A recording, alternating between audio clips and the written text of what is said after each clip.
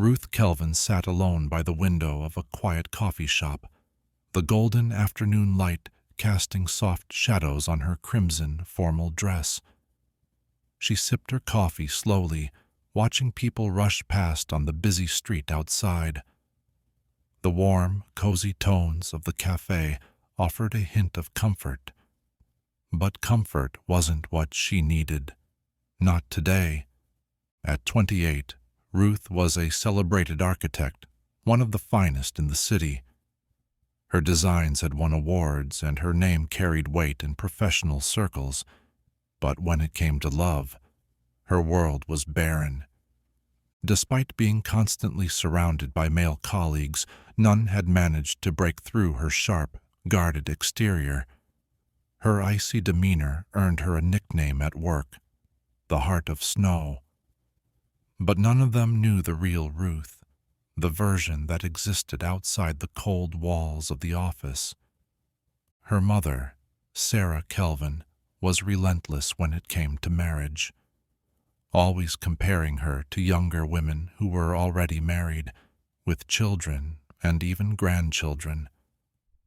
Ruth had long lost count of the blind dates her mother arranged, and today was the 88th one, the second this week alone. She stirred a sugar cube into her coffee and sighed. How she longed to tell her mother to stop meddling, but Sarah wouldn't listen, not until Ruth was settled. She glanced at her reflection in the window, her skin still smooth, her features still youthful, but she could feel time ticking away. 8 years ago she had been excited about love. Now she just wanted someone tolerable, someone kind. She checked her watch. Her date was late, 3 minutes past. Normally she would have left without a second thought, but her mother had insisted this man was different.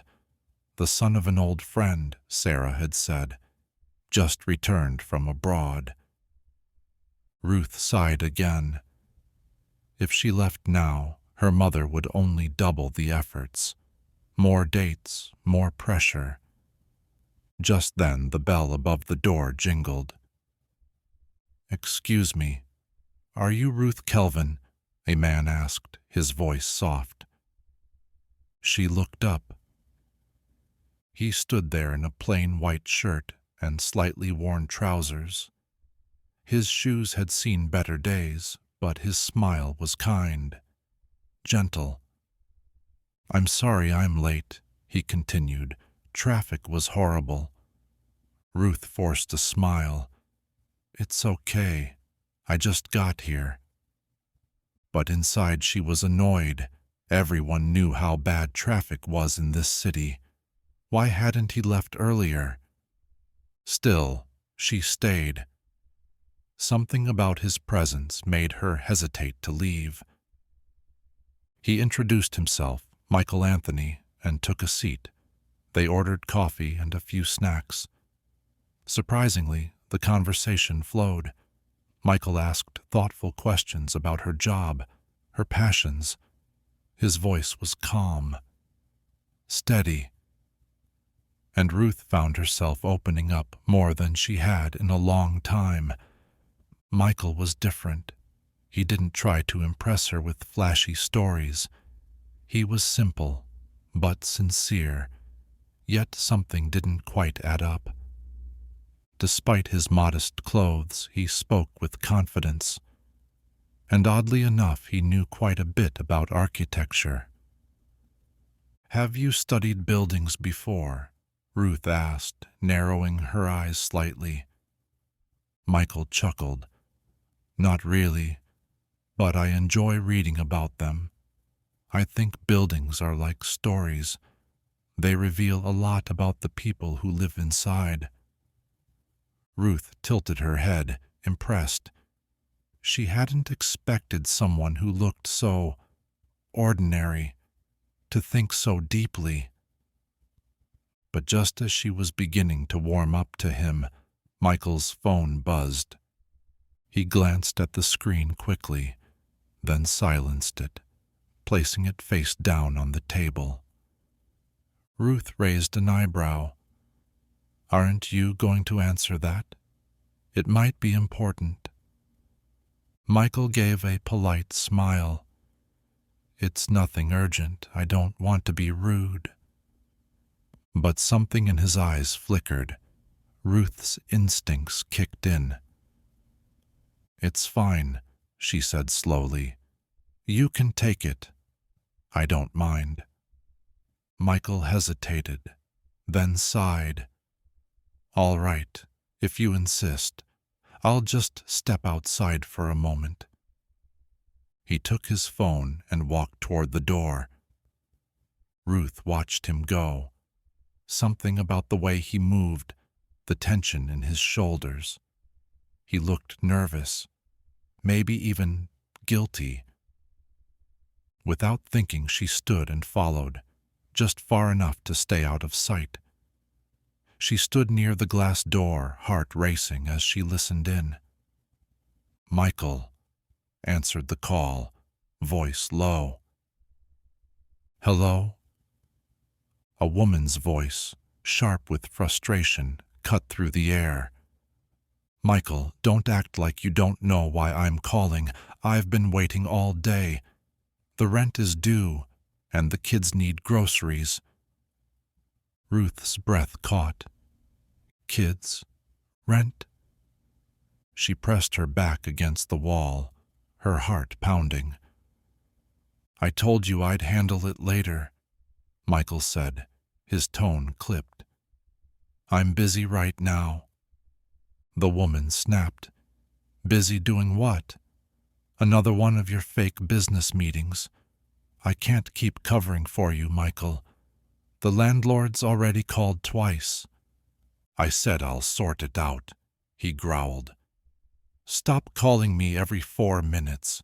Stop calling you," the woman fired back. "I'm your wife, Michael. I have every right to call you when you're out pretending to be something you're not." Ruth's breath caught in her throat. "Wife." The word echoed in her mind like a thunderclap, loud and paralyzing. She couldn't stay hidden any longer. Fury surged through her. She stepped out from behind the wall, fists clenched, voice cutting through the air like a knife. "Michael." He spun around, startled. His face drained of color the moment he saw her standing there, eyes blazing, lips tight with rage. Ruth marched toward him, every step echoing with betrayal. "Who are you talking to, Michael? Or should I ask, what else are you hiding?" Michael stammered, trying to pull himself together. "Ruth, it's not what you think. It's exactly what I think," she snapped, cutting him off cold. "I heard everything. You have a wife and kids, and here you are, pretending to be single. Do you think I'm stupid?" He reached out, hands trembling as if trying to calm her down. "Ruth, please, let me explain. It's complicated." "Complicated," she said, her voice laced with fury. "You lied to me, Michael. You wasted my time. You made me believe you were someone you're not. Who even does that?" Michael shook his head, his voice desperate now. "It's not like that. My wife and we're not really together. We just live under the same roof for the kids, that's all." Ruth laughed bitterly. "Oh, really? Is that why she's calling you about rent and groceries? Because you're so separated? Do I look gullible to you?" "Ruth, I'm telling you the truth," Michael insisted, eyes pleading. But Ruth wasn't having it. She stepped closer, her stare sharp as glass. "You lied to me once already. Why should I believe anything you say now? You're a liar, Michael, and I don't have time for liars." Michael opened his mouth to say something more, but Ruth raised her hand to silence him. Don't even bother. I'm done here. Don't contact me. Don't try to explain. Just stay out of my life." Without waiting for a reply, Ruth turned and walked back inside the coffee shop. She grabbed her bag and left, ignoring the curious stares from customers who had overheard the storm. As Ruth drove, her mind was in chaos. Anger and humiliation churned inside her, replaying every word, every lie. Her hands gripped the steering wheel so tightly, her knuckles turned white. The nerve of him, pretending to be single, acting so innocent. What kind of man does that? Her phone buzzed, snapping her out of her thoughts. She glanced at the screen. It was her mother. With a groan, she answered through her car's hands-free system. "Ruth, how did the date go?" Her mother's cheerful voice rang out, full of hope. Ruth clenched her jaw.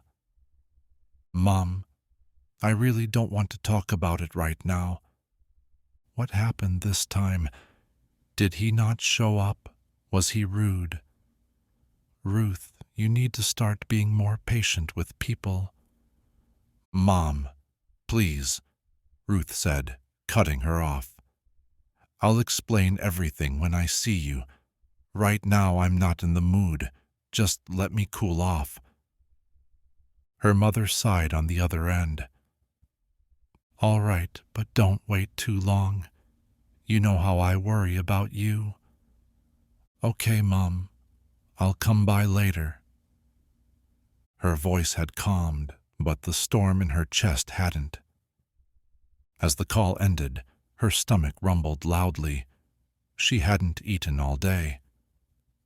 Glancing around, she realized she had driven far from the city center. There were no fancy restaurants around, just a few roadside stalls. She spotted one, colorful and inviting, selling fresh fruits.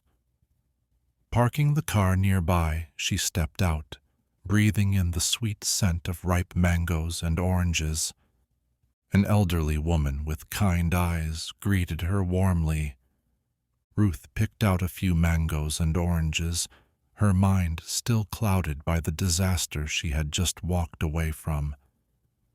Just as she was handing over the money, she felt a light tap on her shoulder. Startled, she turned around. A man stood there. His clothes were old and patched, his shoes worn to the sole. But something about him was striking. His face was handsome, with sharp features and deep brown eyes filled with quiet sadness. "Excuse me, ma'am," he said gently. His voice was steady but humble. "I'm sorry to bother you. I haven't eaten in days. Could you spare some change for food?" Ruth froze, caught off guard by his honesty. She had seen beggars before, but this man was different. Despite his appearance, there was a dignity in his voice, a quiet strength in his posture, and his eyes. They held a story she couldn't quite understand. Without thinking, Ruth reached into her bag and pulled out some money. "Here," she said gently, handing him a few bills. The man's eyes widened, surprise written all over his tired face. He stared at the money, then looked up, his voice trembling with gratitude. "Thank you so much. You have no idea how much this means to me." Ruth gave him a small smile. Her heart was still heavy from the chaos of the day, but something about this man stirred a quiet compassion inside her. "It's okay. Just take care of yourself." He hesitated for a moment as if he wanted to say something more. Then he nodded, stepping back, clutching the money tightly in his hand. Ruth watched him walk away. Who was he? What had brought him to this place in life? There was something about him, something strong and steady, even in hardship, that stayed with her. As she got back into her car, she couldn't shake the encounter from her mind. For a moment, her anger toward Michael faded. In its place was a strange sense of clarity, a purpose she hadn't expected. The next morning, Ruth woke up earlier than usual. The image of the man from the roadside lingered in her thoughts. His face, his voice, the quiet dignity he carried.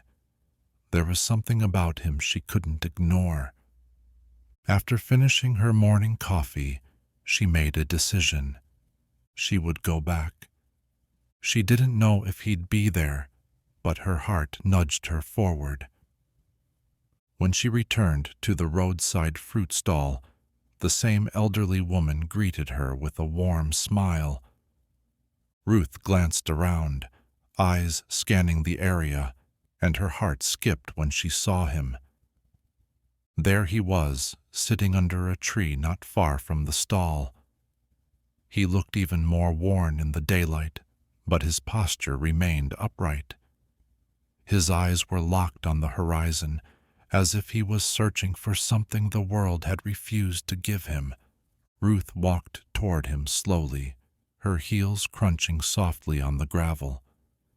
The man noticed her and stood up quickly, a mix of surprise and nervousness in his expression. "Good morning," Ruth said, her voice soft but sure. "Good morning, ma'am," he replied, respectful and calm. "I didn't expect to see you here again." Ruth stepped closer. "I didn't catch your name yesterday." He hesitated, then answered, "My name is Samson. I'm just a poor man from a poor family. I lost my parents years ago, and since then, life has been hard." Ruth nodded, her curiosity only deepening. "Samson, can I ask you something?" "Of course," he said, meeting her eyes with cautious honesty. "How come you speak so well? You don't sound like someone who grew up without opportunities." Samson gave a small, shy smile. "I listen. When I walk past people talking, I pay attention. I hear the way they speak, the words they use. Over time, I've learned to speak like them." Ruth was impressed. "That's incredible. You're a fast learner." Samson shrugged gently. "It's the only thing I have. I may not have much, but I can still learn. That gives me hope." Ruth felt a warmth spread through her chest. His humility was striking. No pride, no pretense, just honesty. "Samson," she began, choosing her words carefully, "would you mind if we became friends?" Samson blinked. For a moment he seemed unsure he'd heard her right. "Friends," he repeated, his voice filled with disbelief. "Yes," Ruth said with a soft nod. "I think you're an interesting person, and I'd like to know more about you." Samson looked at her, eyes wide, heart clearly unsure how to handle the moment. "A woman like you wants to be friends with someone like me." "Why not?" Ruth replied, her tone light but sincere. "Friendship isn't about money or status. It's about connection, and I think we could have one." For a long moment, Samson said nothing. His life had been built on rejection. People ignored him, avoided him, judged him. But now, here stood someone different, someone who saw him. "I'd be honored," he finally said, his voice thick with emotion. "Thank you, Ruth. I don't know why you're doing this, but thank you." Ruth smiled warmly. "It's nothing, Samson. Let's just take it one day at a time." As they continued talking, Ruth learned little details about Samson's life. He had grown up in a small village, lost both parents to illness when he was just a teenager. With no one left, he had come to the city, searching for a better life. But the city had been cruel, and he had ended up on the streets. Ruth listened intently, each word deepening her empathy. His story broke her heart, but his spirit amazed her. Before she left, she handed him a little more money, not out of pity, but out of respect. "I'll visit again," she said, and she meant it. Later that evening, Ruth walked into her apartment. Her keys hit the counter, her shoes slid off, but her mind wasn't on the comfort of home. It was still with him. Samson. Ruth sat quietly in her apartment, a strange mix of emotions swirling inside her: relief, excitement, even a surprising sense of peace. She couldn't believe she had made a new friend. And not just anyone, but someone completely different from the people she usually kept around her. Her mind replaying the conversation she had shared with Samson. His story had touched something deep within her. Despite all he had been through, he was still kind, articulate, and full of quiet strength. It was refreshing. He didn't want anything from her, no favors, no money, just honest conversation. A rare thing. Truthfully, she had enjoyed that single conversation more than any blind date she had endured over the past few months. Her phone buzzed, pulling her out of her thoughts. It was her mother. Ruth sighed, but this time there was no anger, no frustration. She already knew what kind of conversation it would be. She answered softly. "Hello, Mum. Ruth, how was the date? Was he nice?" Ruth let out a short chuckle. The memory of Michael's deception was still sharp in her mind. "It didn't go well, Mum. He was married." Her mother gasped. "Married? That's terrible." "I'm fine, Mom. Honestly, I'm relieved. But don't worry.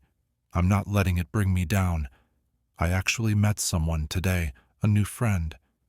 We had a really good talk. He's nothing like the men you've been setting me up with." Her mother's voice softened. "A new friend? Well, that's good, I suppose.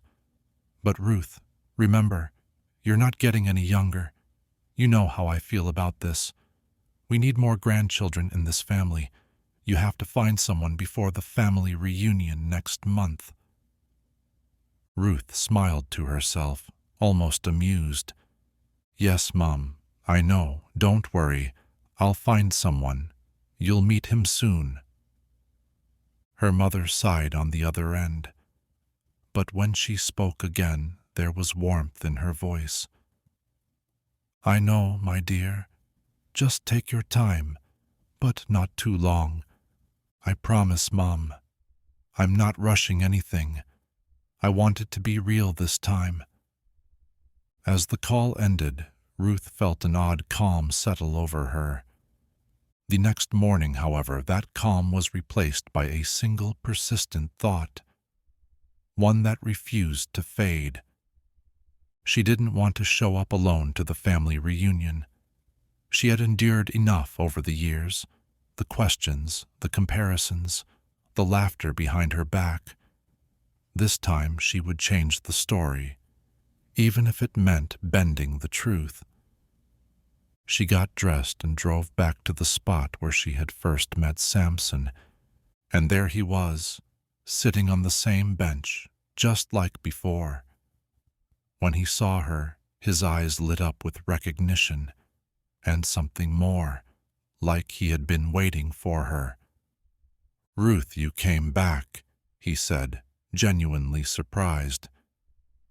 "Yes, I did," she replied with a nervous laugh. Samson, I need your help with something, and I know this might sound crazy, but just hear me out. Samson leaned forward, curiosity sparking in his eyes. Ruth hesitated, then said it. I need you to pretend to be my fiancé. Samson's jaw nearly dropped. His surprise turned quickly into confusion. You want me to pretend? Ruth nodded, her expression serious. My family has been pressuring me for years. The reunion is next month, and I'm tired of being the family's running joke. I need someone to act the part, and I thought, maybe you could help me. I'll pay you well. Enough that you won't have to worry about surviving for a long time. Samson stared at her in disbelief. You want me, a homeless man, to pretend to be your fiancé? Ruth smiled, hopeful. You're perfect, Samson. No one in my family knows you, and you're smart. I can teach you everything. Please, I really need this. Samson thought about it. Then slowly he nodded. All right, if it means that much to you, I'll do it. Ruth clapped her hands, a breath of relief escaping her chest. Thank you, but there's a catch. You'll need to stay with me. I have to teach you how to act the part, how to dress, how to speak around my family. Samson hesitated, but finally agreed. If you think I can do this, I'm willing to try. Ruth didn't waste a second. She took Samson straight to a nearby salon. A kind barber gave him a clean cut, trimming away the wild edges of his beard and styling his hair with care. As the barber finished and Samson turned to face her, Ruth's breath caught. Wow, she whispered. Samson rubbed the back of his neck, embarrassed. It's just a haircut, Ruth. No, she said, shaking her head gently. It's not just the haircut. You're actually very handsome. He smiled, shyly looking away. Next, she took him shopping. She picked out several outfits, smart suits, casual wear, even shoes. At first, Samson looked overwhelmed, out of place. But Ruth encouraged him with a smile. You'll need these if we're going to convince my family that you're my fiancé. By the time they were done, Samson looked like a completely different person. His clothes fit well, his posture more confident, and his eyes seemed brighter. As they drove back to Ruth's house, Samson stared quietly out the window, lost in thought. When they arrived, Ruth showed him to the guest room. This is your space, she said gently. Make yourself comfortable. And as Samson stepped inside, Ruth couldn't help but wonder, what had she just started? Ruth stood by the doorway of the guest room, her arms folded gently. We'll start your training tomorrow, she said. You'll learn how to act, talk, and everything else you need to know. Samson nodded sincerely. Thank you, Ruth. I'll do my best not to let you down. Ruth smiled, a quiet warmth in her voice. I know you won't. Now get some rest. We've got a lot to do. The next day, Ruth was in her office going through paperwork when her phone rang unexpectedly. She glanced at the caller ID and her expression dropped. It was Michael. She sighed, irritation bubbling up instantly. Michael always had a knack for showing up at the worst possible times. Still, she answered, her voice steady and cool. "Hello, Michael." His voice came through with a tone full of mockery and amusement. "So, you've decided to spend your money on a poor man, huh? I saw you the other day, buying clothes for him.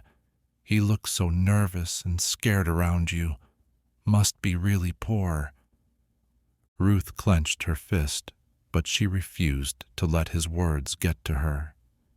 Instead, she took a deep breath and spoke with calm strength.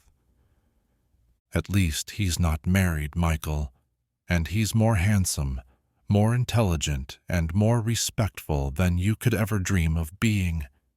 He doesn't lie and cheat while pretending to be a good husband."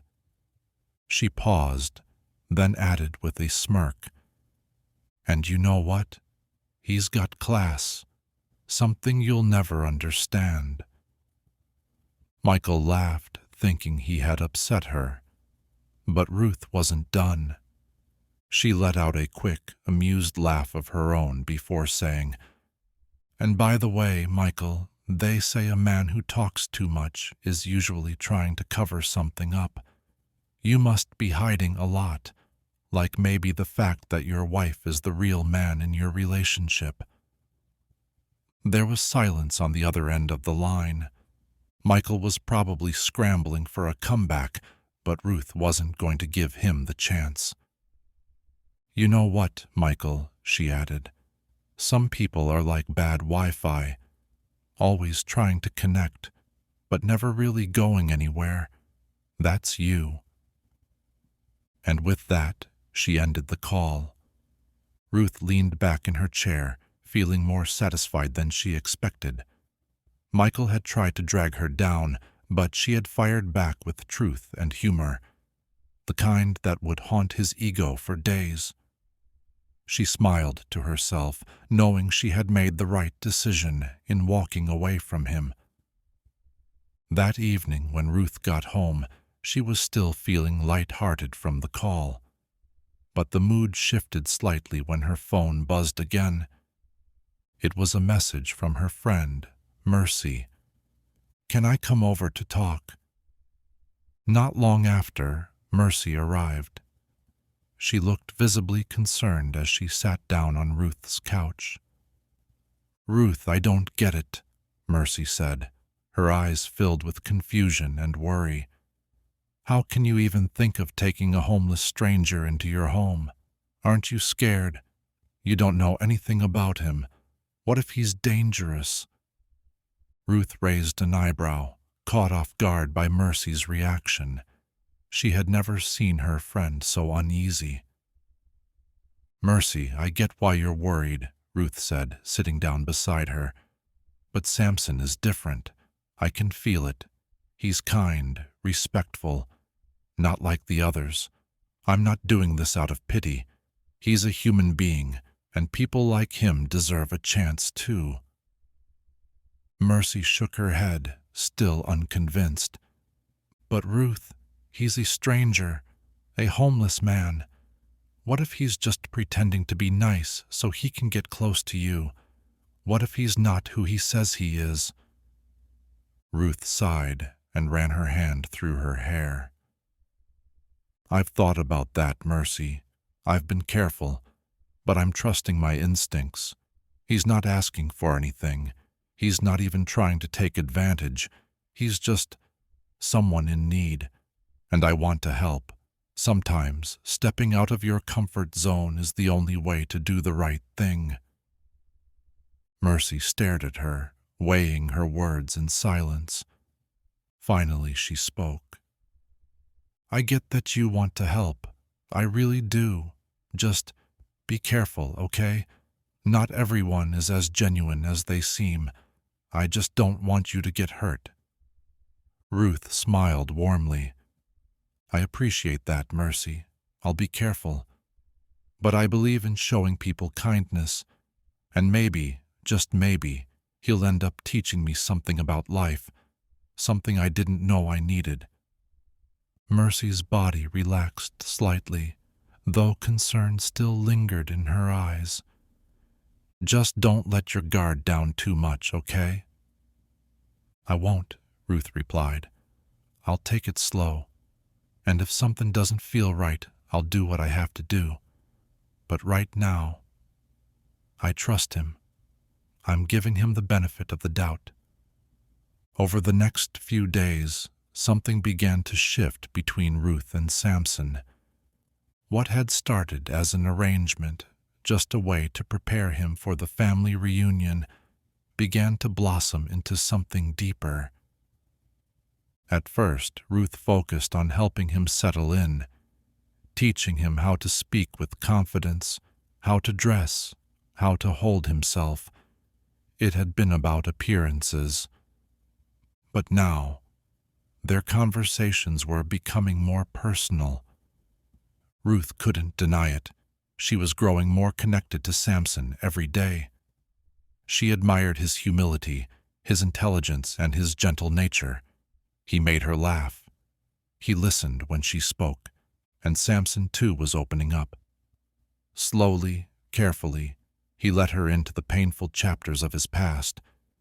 He spoke of the hardships, the loneliness, and the resilience it took to survive. Every story tugged at Ruth's heart a little more. She could see it in his eyes, the kindness, the pain, the strength, and deep inside, something told her this was only the beginning, and it made her feel safe.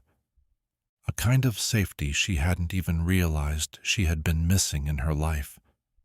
One evening, as they sat together on the couch, talking about their day, Ruth found herself looking at Samson in a different way.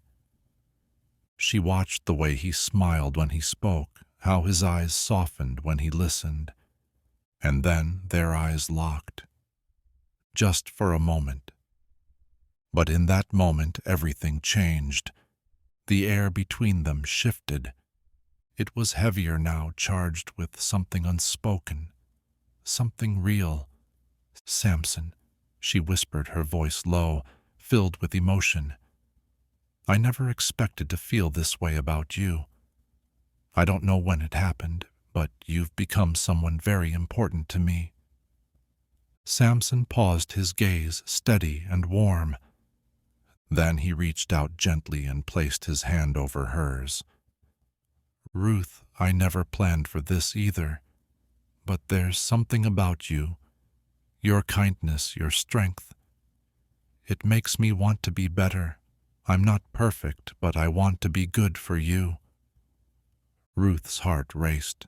She felt the warmth of his touch and the sincerity in his words, and before either of them could think twice, they were moving closer.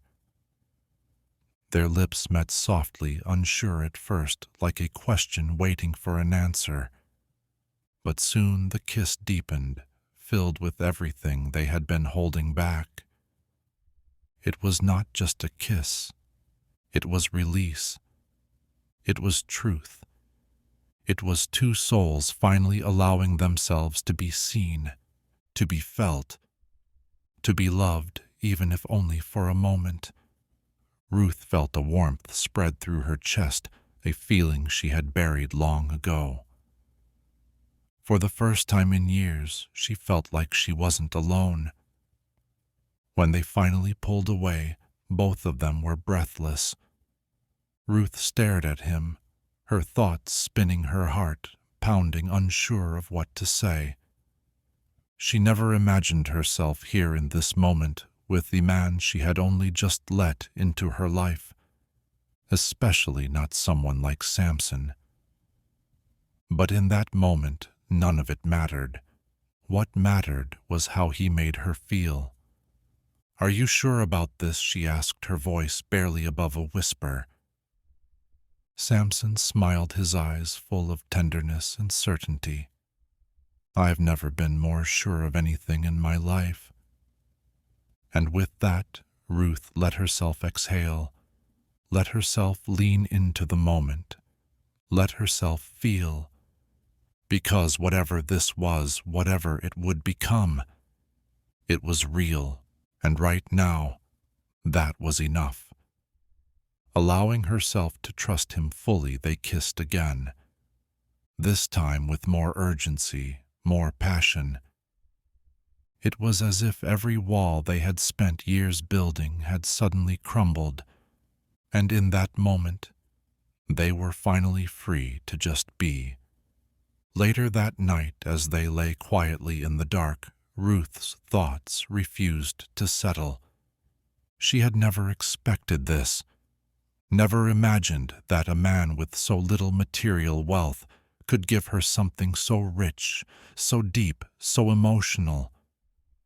She had let go of the fears and doubts and allowed herself to experience something real. Samson gently pulled her closer, his arms wrapped protectively around her. "Ruth, I know this is new, but I promise I won't hurt you. I care about you more than I ever thought possible." Ruth smiled, her heart full. "I believe you, Samson.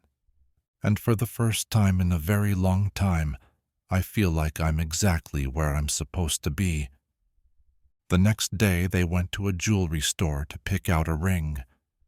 They stood together in front of a glass display, looking at rows of rings, each more beautiful than the last. Ruth had already decided to choose something simple. After all, this engagement was only meant to impress her mother, not a real proposal. But something unexpected happened. The store clerk, an older woman with kind eyes, walked over and smiled gently. "Is there a particular style you're looking for?" she asked. Ruth glanced at Samson, then replied softly, "Just something simple, nothing too flashy." The woman nodded and guided them to a quieter part of the store. She reached down and picked up a ring from the counter. It was stunning, a diamond that seemed to glow as if lit from within. "How about this one?" she offered. Ruth stared at it, her breath catching. "It's beautiful," she whispered, "but it looks expensive." The clerk smiled knowingly. "Actually, this ring is already paid for. It's free for you." Ruth blinked, confused. "Free? How is that possible?" The woman nodded again. "It's a gift from someone who wishes to remain anonymous. The cost has been fully covered. So this ring is yours. No charge." Samson's brow furrowed, and Ruth looked stunned. "Why would someone do that for us?" The woman only smiled. "Some gifts are meant to be accepted. No need to question the kindness." Samson gently took Ruth's hand. "Let's not refuse a gift. We've come this far. Maybe this is a sign." Ruth hesitated, but she could see the calm in his eyes, the belief that somehow this was part of something bigger. "All right," she said softly, still unsure but grateful. "We'll take it." The woman wrapped the ring in a velvet box with care. "I'm glad you've chosen it," she said. "I hope it brings you much happiness." They left the store still dazed by the generosity. As they walked to the car, the weight of it all began to sink in. The ring wasn't just beautiful, it was worth more than Ruth's entire house. It made no sense. Why would anyone give them such a precious gift? At home, Ruth sat, staring at the ring, her fingers brushing over the stone, as if trying to understand. Samson sat beside her, thoughtful. "I don't know what to make of this," he said quietly. "It's strange, but maybe it's a good thing. Maybe someone out there is watching over us." Ruth nodded slowly, comforted by his presence. "I don't know. It feels like we've stepped into a story that doesn't belong to us." Samson gave a small smile, placing his hand over hers again. Sometimes life has a way of surprising us, and I believe this ring, this moment, is part of the path we're meant to walk. Ruth turned to him, her heart full. I never imagined this would happen, but I'm glad we're in it together. He nodded and pulled her close. Me too. No matter what happens, we'll figure it out together. As Ruth held the ring in her hand, a sense of peace washed over her. She didn't understand everything, but she knew one thing for sure. Her life was changing, and it was only just beginning. Dear viewers, who do you think is the mysterious person that paid for the diamond ring? Could it be someone from Ruth's past? Or someone connected to Samson's story? Or is there a twist still waiting to unfold? What do you think will happen in part 2? Will Ruth and Samson uncover the truth behind the gift? Or will new surprises turn their world upside down? Share your thoughts in the comments below. Don't forget to like, share, and subscribe to the channel, and turn on notifications so you don't miss the next part of this emotional journey. See you in the next episode.